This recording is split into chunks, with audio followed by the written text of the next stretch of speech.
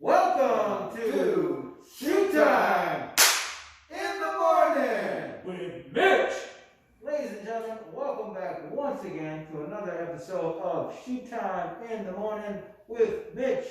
Alright, here to give you some educational knowledge. Hope you're doing well out there. Hope you're adjusting to the new digital level of school. Everything is new for all of us, and we're just trying to make sure we get through what we can. Alright, we'll cover a couple things today. Most importantly, we're going to give you a new muscle, and then we're going to talk about how we recover from all of this. Remember, so far we talked about the trapezius muscle, which is from your neck to your shoulder. We talked about your deltoids, which are a three-headed muscle. Means there's three different heads of the muscle on your shoulder that helps your arm move at the shoulder joint in the front, to the side, behind, above, all of that. Then we have our pectoralis major, which brings the arms in front of the body, from overhead or from the sides. Anytime the arms come in front of the body. All right. The new muscle we're going to learn about today is the tricep muscle.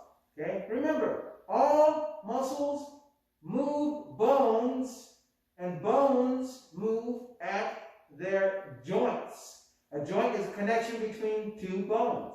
So, for instance, probably the most easy one to show you is our arm. There is a joint in the middle. What's this joint called? The elbow. Okay?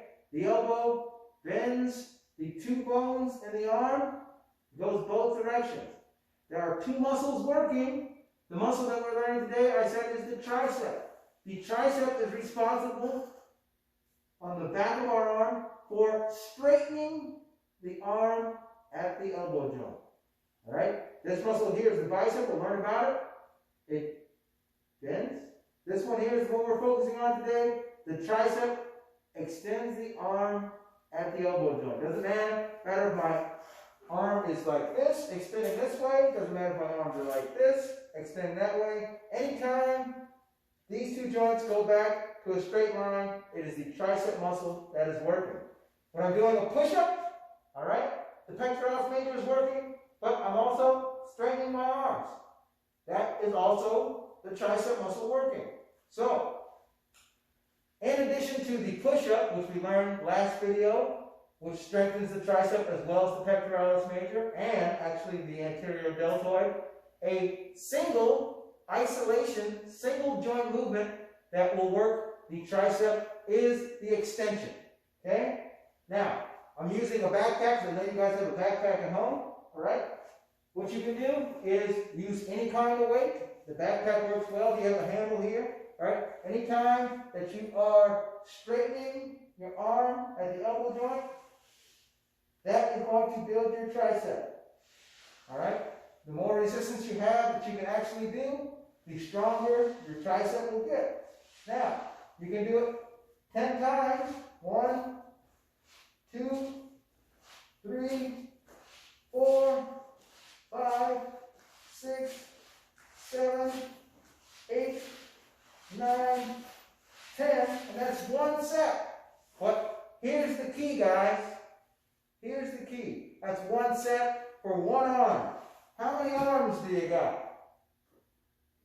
So, if you do one side, you got to do the other side.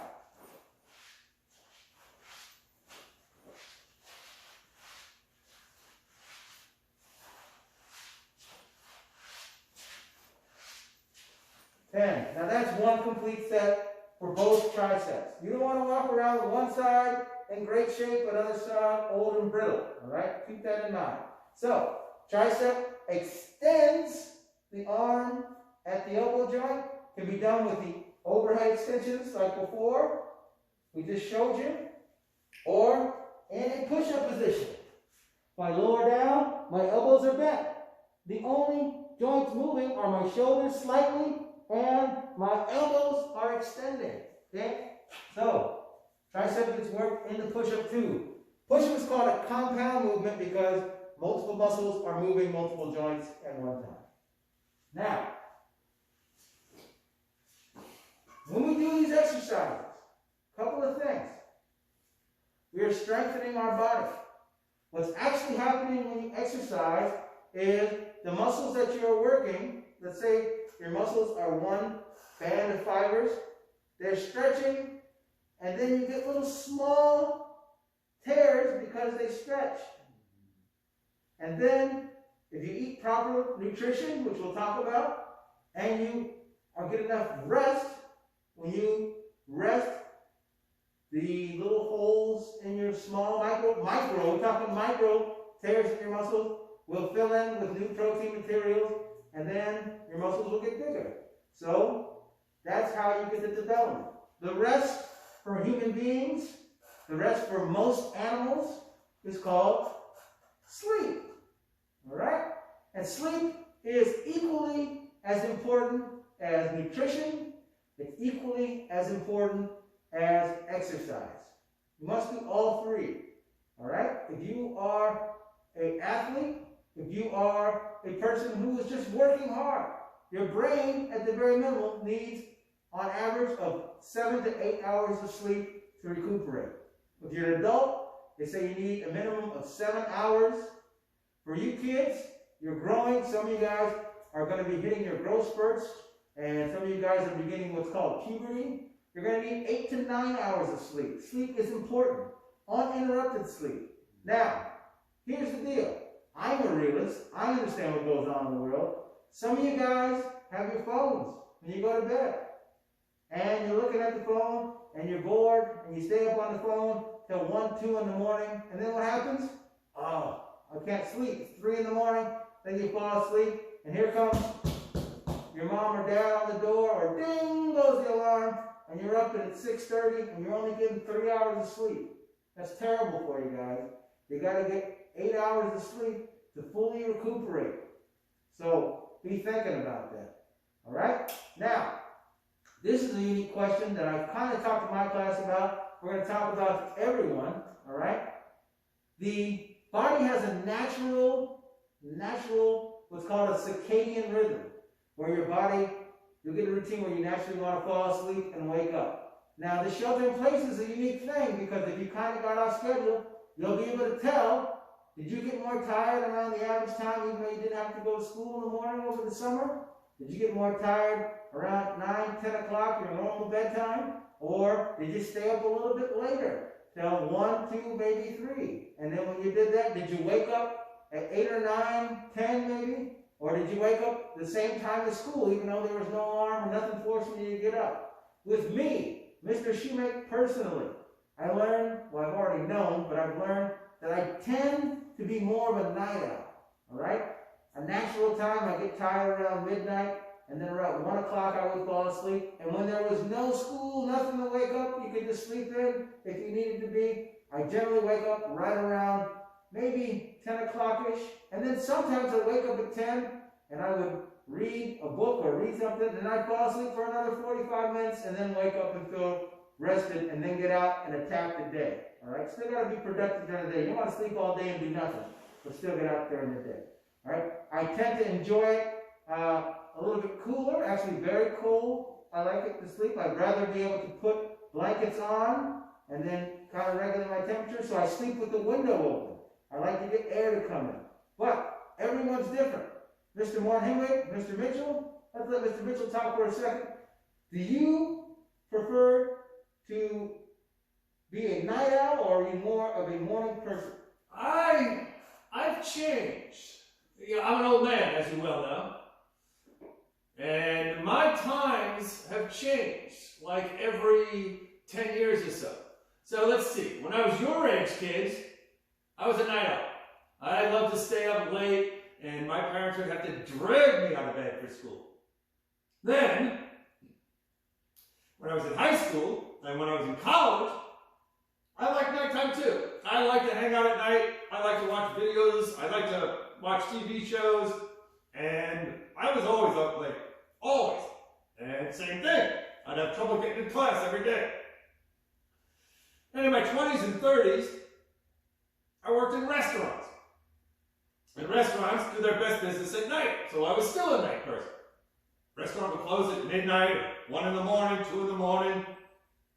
You'd have to cash out and check everything out. And by the time you got home, it was almost 4 in the morning. So I was up till 4.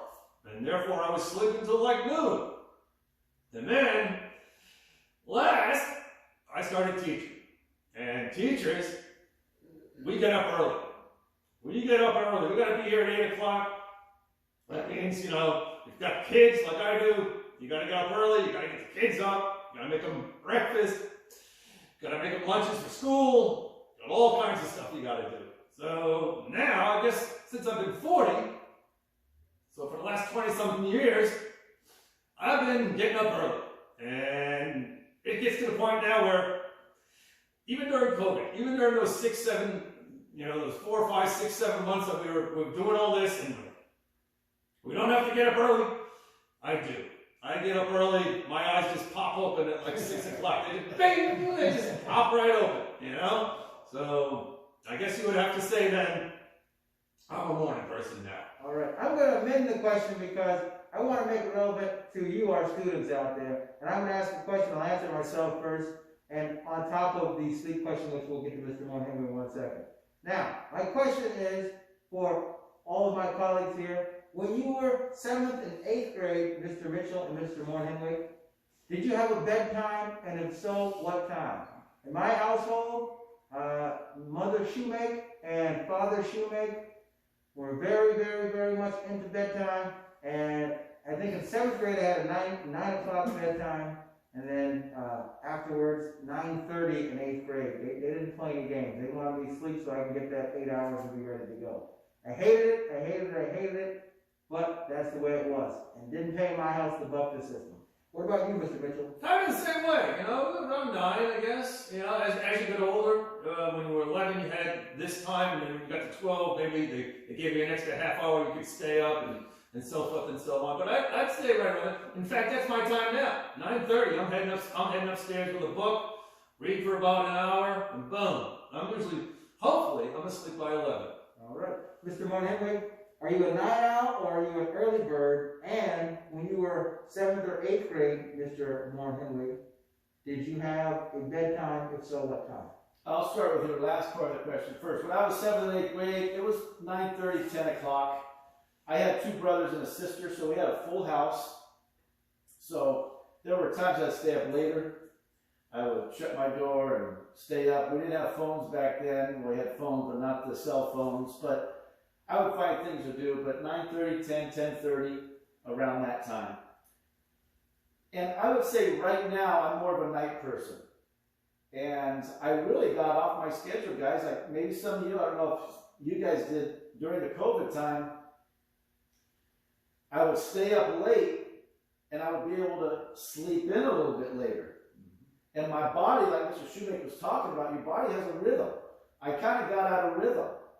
And so now, just this week, I don't know about you guys this week, but I've been pretty tired because I was in such a habit of going to bed late and being able to sleep in a little bit.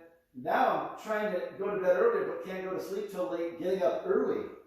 So I would say by the beginning of next week, I'll be in more of my sleep rhythm again. But I do like the nighttime. I want to mention a couple other things real quick. Sleep is important. Also important is diet and exercise. So what you eat, your level of exercise, and your amount of sleep are very important. But I would say one thing is more important than them all, and that's to have healthy relationships. Do not have toxic relationships. Some of you out there know what I'm talking about. You can have a great diet, exercise hard, sleep enough, and have toxic relationships. And because we have toxic relationships, it's going to make you sleep worse.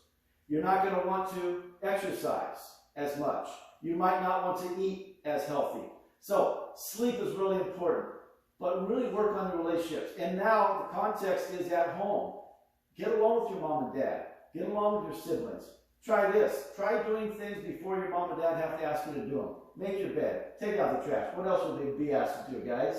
Do the dishes. Do the dishes. Sweep the floors. Sweep the floor. Clean the windows. Clean the windows. I don't know about windows. So, guys, we've been talking about sleep. It's really important. Mr. Shoemake, how many hours should they get? You want to get a minimum of 8 hours sleep to be fully refreshed for the next day. So, think about this, guys. Sleep is important, diet's important, exercise is important, but the relational part is important as well. Don't forget that. Mr. Shoemake and Mr. Mitchell, what? Mr. Shoe, why does he have this? Roll call! Boy, that'll wake you up in the morning. Wow. Remember, guys, get your rest, get your sleep. All right? Are you guys night people? Are you a night owl? Or are you early birds? Who? Why are we doing this? Well, get this here. You do this to build healthy relationship. You do that by HR squaring. Honesty, respect, responsibility. Guys, remember, everything we're saying out here is for your benefit. We hope to see you be the best you that you can be and keep on living healthy until the end of your days, which hopefully is 80, 90 years old. All right, we're looking forward to one day coming around the corner. Mr. Shoemake is 65 years old and hobbling in, and my gosh, my doctor, I know you. Didn't I have you in 7th grade? That would be great. That's going to make me feel better. But we want you to be the best you that you can be. So keep on pushing. Push out 3. 1, 2, 3.